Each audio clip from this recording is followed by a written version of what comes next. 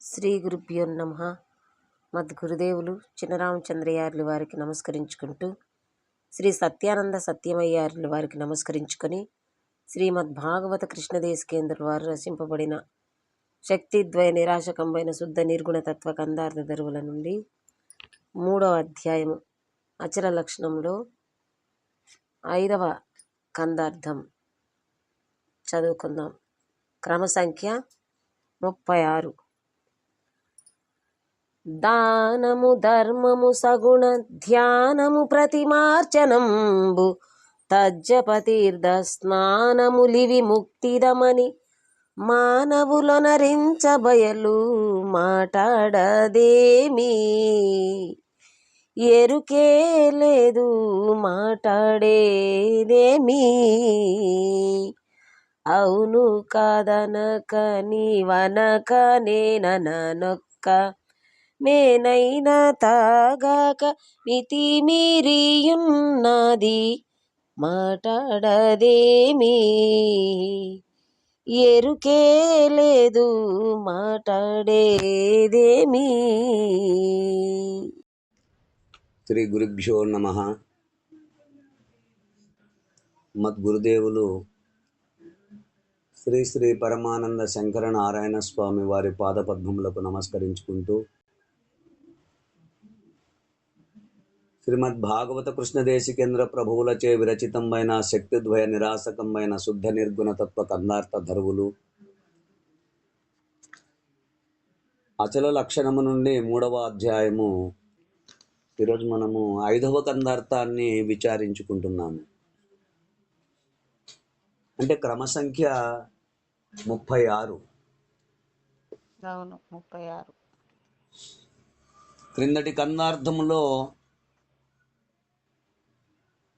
అపరిపూర్ణ పరబ్రహ్మమునందు శక్తి సామర్థ్యములు లేవు కనుక కామక్రోధాది వర్గములు లేవు. కష్టసుఖములనే ద్వంద్వములు లేనిది, ఇతరులు దీనిని పూజించినను నిరసించనునను గుర్తించనిది, అట్టి భయలుకే సమస్త దేవతలు దీనికే మ్రొక్కిరి. నామరూప కర్మక్రియా రహితమై ఇట్టిదనే లక్షణము లేనిదై ఒక్కటిగా మాత్రమే అద్వయమై శాశ్వతమై ఉన్నది అని మనము క్రిందటి కందార్థములో విచారించుకున్నాము. ఇక తదుపరి కందార్థము 36వ కందార్థము భయలెరుకల అత్యంత విభిన్నత్వము.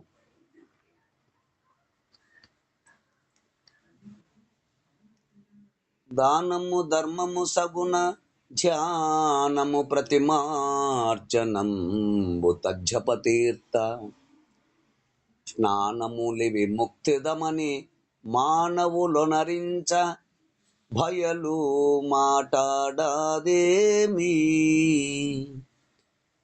ఎరుకే లేదు మాటాడేదేమీ.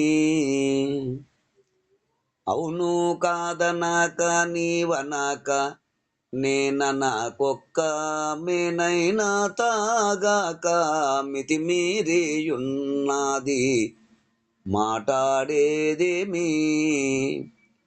ఎరుకే లేదు మాటాడేదేమీ చెప్తున్నారు. ఈ దానము ధర్మము సగుణ ధ్యానము. ఈ దానము అనగా 16 దానములు, అంటే షోడశ దానములు. 16 ఏంటి స్వామి? అవి ఏవనగా 1 గోదానము, 2 భూదానము, తిలదానము, హిరణ్యదానము, రత్నదానము, విద్యాదానము, కన్యాదానము, దాసీదానము, శయ్యదానము, గృహదానము, అగ్రహారదానము, రథదానము, గజదానము, అశ్వదానము, భాగదానము, మహిషదానము అని ఈ 16 దానములు, ఈ దానములు ప్రత్యేక కోరికతో ప్రత్యేక వస్తువును ఆ ప్రత్యేక స్థానమందు పాత్రత ఎరిగి ఇచ్చుట. అంటే పాత్రత ఎరగటం అంటే ఏంటి స్వామి? పాత్రత ఎరిగి ఇచ్చుట ఉమ్, అంటే దానము దేశకాల వస్తు నిమిత్తములు గలదై శాస్త్రోక్త నిర్ణయములతో అది కామ్యార్థమై ఇచ్చుట, అంటే కోరికతోటి. కోరికతో. ఉమ్, ఇక ధర్మము అనగా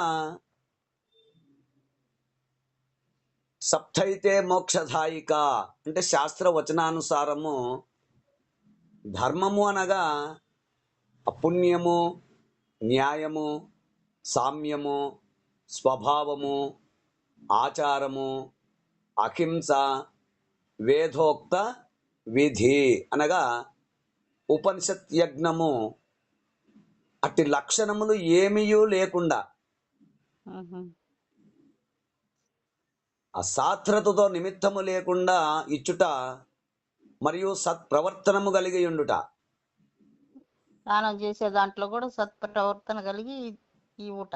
ఆ, ఉహు, ఇక సగుణ ధ్యానము. సగుణ ధ్యానం అనగా విష్ణువు, రుద్రుడు మొదలగు దేవతలకు రూపములు కల్పించుకొని వాటికి ప్రాణాప్రతిష్టలు చేసి ఆ మనస్సు ద్వారా అనుభూతము గావించుకొని విధానము. ఉమ్, ఇక ప్రతిమార్చనము ఆ దేవతా స్వరూప ఛాయాచిత్రాలు లేక విగ్రహాలు సాలాగ్రమాలుగా ఏర్పాటు చేసుకొని వాటికి ధూపదీప నైవేద్యాలతో ఉపచారయుక్తముగా ఆరాధించుట అనగా పూజించుట. పూజించుట. ఇక జపము అనగా ఏదో ఒక దైవమును మంత్రము ఏర్పాటు చేసుకొని పంచాక్షరి అని, చతురాక్షరి అని, లేక షడాక్షరి అని, లేక దశాక్షరి అని, లేక ద్వాదశాక్షరిని, ఇంకా షోడశాక్షరి, గాయత్రి మొదలగు మంత్రములు వీటిని నిర్ణయించుకొని లక్షలకు లక్షలు జపించి ఆ మంత్రానుష్ఠాన దేవత అనుగ్రహ ప్రాప్తిని పొందుట.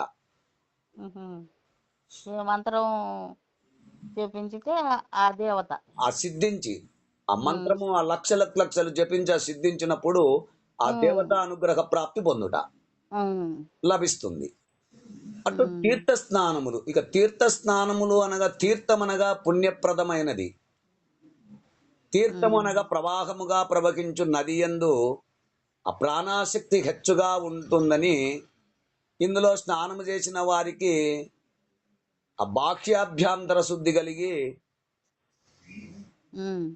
ఆధ్యాత్మిక ఆది భౌతిక శౌచం ఏర్పడి ఆ శరీరము మనస్సు ఆరోగ్యవంతమగును అని ఇవే పంచగంగలు అని. ఆ గంగా, కావేరి, తుంగభద్ర, కృష్ణానది, గోదావరి అని చెప్పబడును. ఆ వీటితో పాటుగా ఆయా క్షేత్రములందు అంటే దేవతా స్వరూపములు ప్రతిష్ఠింపబడి ఆ పుణ్యస్నానములతో పాటు దైవ దర్శనము ప్రాప్తిస్తుంది అంటూ ఇందులో స్నానం చేసి దర్శనం ముఖ్యమైనవి. ఇవి పుణ్యప్రదములని మోక్షప్రదములని తలంచి చేసేటువంటి కర్మలు. ఇక ముఖ్యదమని అంటే మోక్షకారకములని మానవులు అనరించ ఈ మనసులో ఆచరించగా భయలు మాట్లాడదేమి. ఇన్ని ఆచరిస్తూ ఉన్నప్పటికీ కూడా ఆ భయలు మాట్లాడేదేమి గుర్తే లేదు గనక మాట్లాడే లేదు. అవును అలాగే, కాదు కాదు, నీవనక నేననక అంటే నేను నీవు అను గుర్తించు ద్వంద్వ పద్ధతి కూడా లేకుండా లేదు. ఒక మేనైన తాగాక ఎట్టి పరిణామములకు కూడా లోను కాక మితిమీరి ఉన్నది, ఆవరణమును దాటి ఉన్నది. అంటే ఇదంతా కూడా ఈ మానవులు ఈ జన్మరహిత విధానమునకు ప్రపంచములో మానవులు అనేక కార్యక్రమములు అనేక మార్గములుగా నిర్ణయించుకొని పాటించుతూ ఉంటారు. ఉమ్, అవే దాన ధర్మాలు, దేవతా ధ్యానములు, విగ్రహారాధనలు, జపతపాలు, ఇంకా తీర్థయాత్రలు మున్నగునవి. ఇటువంటివన్నీ ప్రక్రియలు. ఉమ్, ఇట్టి ప్రక్రియలు ఎన్ని పాటించినా అపరిపూర్ణము ఏమాత్రము స్పందించటం లేదు. అవును. ఎలాగనగా స్పందనకు అవసరమగు గుర్తు దాని యందు లేదు కదా, ఎరుక లేదు కదా. అవును, ఎరుక లేదు కాబట్టి ఏది స్పందించటానికి ఇది లేదు. కనుక ఎరుకతో సంబంధపడక, తన యందు ఎరుక లేక, స్వతాసిద్ధమై అవునని కాదని, నీవని నేనని అనక, ఈ స్థూల శరీరముతో సంబంధపడక, జగత్ నిర్మాణానికి కావలసిన ప్రకృతిని కూడా అతిక్రమించి అస్వతాసిద్ధమై ఉన్నది. ఉమ్, కావున ఎరుక చేత దాని ఏ పనుల చేత ఏ మాత్రము గుర్తింపబడక వేరే ఉన్నదని తెలుసుకో అంటూ మనకు ఈ కన్నార్థము ద్వారా వివరణను అందిస్తున్నారు. ఈ కన్నార్థ భావాన్ని మీరు కూడా అందుకుంటారని కోరుకుంటూ జై గురుదేవా.